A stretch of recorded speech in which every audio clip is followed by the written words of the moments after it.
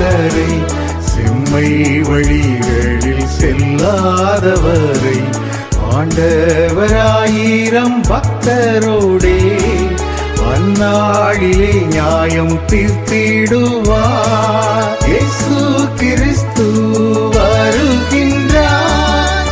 இந்த கடைசி காலத்திலே கர்த்தரை குத்தின கண்கள் யாவும் கண்டு புலம்பிடுமே.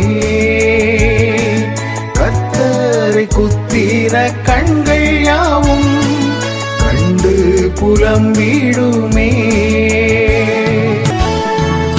எதை விதைத்தாயோ அதை அறுப்பாய், எல்லா நிதிக்கும் கூலி பெறுவாய்.